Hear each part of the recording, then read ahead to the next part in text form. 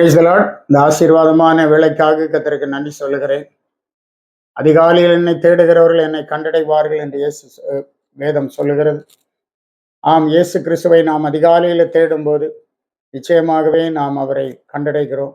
ஆண்டவரை கண்டடையத்தக்க சமயம் அதிகாலை வேளை என்று பார்க்கிறோம். இந்த வேளையிலே நாம் தியானிக்கும்படியாக மார்க் எழுதின சுவிசேஷம் 10ஆம் அதிகாரம் 27வது வசனம்.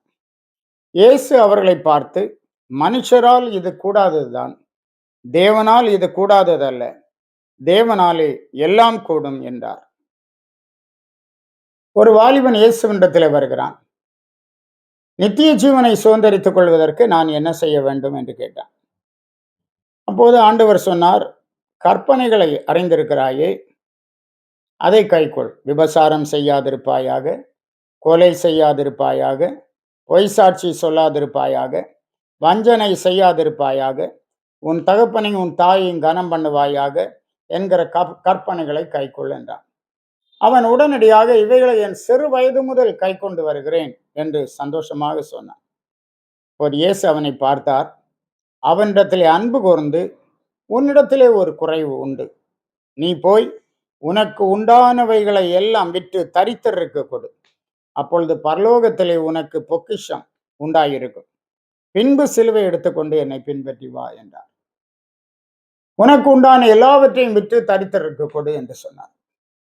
இதை கேட்ட மாத்திரத்திலே அந்த வாலிபன் மனமடைந்து துக்கத்தோடு போய்விட்டான். காரணம், அவனுக்கு மிகுந்த ஆஸ்தி இருந்தது.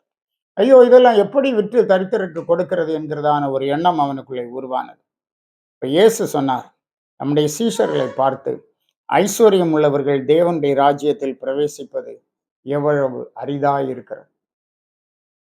காரணம் என்னவென்றால், 24ஆம் வசனத்திலே சொல்லுகிறார், சீஷர்கள் அவருடைய வார்த்தைகளை குறித்து ஆச்சரியப்பட்டார். இயேசு பின்னும் அவர்களை நோக்கி, பிள்ளைகளே, ஐஸ்வர்யத்தின் மேல் நம்பிக்கையாயிருக்கிறவர்கள் தேவனுடைய ராஜ்யத்தில் பிரவேசிக்கிறது எவ்வளவு அரிதாயிருக்கிறது என்று சொன்னார். ஐஸ்வர்யத்தின் மேல் நம்பிக்கையாயிருக்கிறவர், இந்த உலகத்துல கர்த்தர் நமக்கு பற்பல வசதிகளை தந்திருக்கலாம், ஆனால் அவைகள் மேல் நம்பிக்கை வைக்கக்கூடாது. நம்முடைய நம்பிக்கை வானத்தையும் பூமியையும் படைத்த கர்த்தர் மேல் இருக்க வேண்டும். அவரை விசுவாசிக்கும் போது, அவரை நம்பும் போது அவர் எல்லாவற்றையும் பார்த்து கொள்வார். இதை கேட்ட மாத்திரத்திலே சீஷர்கள் சொல்லுகிறார்கள், பாருங்க, அப்படியானால் யார் ரட்சிக்கப்படக்கூடும் என்று தங்களுக்குள்ளே சொன்னார்கள். இப்போதான் இயேசு சொல்லுகிறார், மனுஷரால் இது கூடாததுதான், தேவனால் இது கூடாததல்ல, தேவனால் எல்லாம் கூடும் என்றார். தேவன் நினைத்தால் அந்த ஐஸ்வர்யவானை ரட்சித்து கொண்டு வருவார். தேவனால் எல்லாம் கூடும். இந்த காலை நேரத்தில் நம்மை பார்த்து ஆண்டவர் அதைத்தான் சொல்லுகிறார். மற்றவருடைய ரட்சிப்புக்காக நீங்கள் ஜெபித்துக் கொண்டிருக்கலாம். உங்கள் சொந்த குடும்பத்தில் கூட சில நபர்களுக்காக, உங்கள் ஹஸ்பண்டுக்காக, பிள்ளைகளுக்காக, அல்லது தாய்க்காக, சகோதரிக்காக ஜெபிக்கலாம். மனுஷரால் இது கூடாது என்று நமக்கு நன்றாக தெரியும். ஆனால் ஒன்று, தேவனால் இது கூடாததல்ல.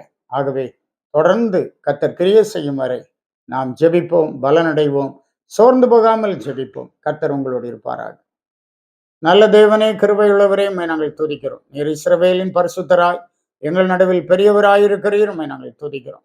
அருமையான உம்முடைய பிள்ளைகளை ஆசீர்வதியும், எல்லா நன்மையாலும் நிரப்பும், அந்தகார வல்லமைகள் மேல் ஜெயங்கொடும், தேவ சமாதானம் இவர்களை ஆட்கொள்ளட்டும். இந்த நாளும் இவர்களுக்கு ஆசீர்வாதமாய் இருக்கட்டும், பலப்படுத்தும். இயேசு மூலம் கேட்கிறோம் பிதாவே, ஆமென், ஆமென்.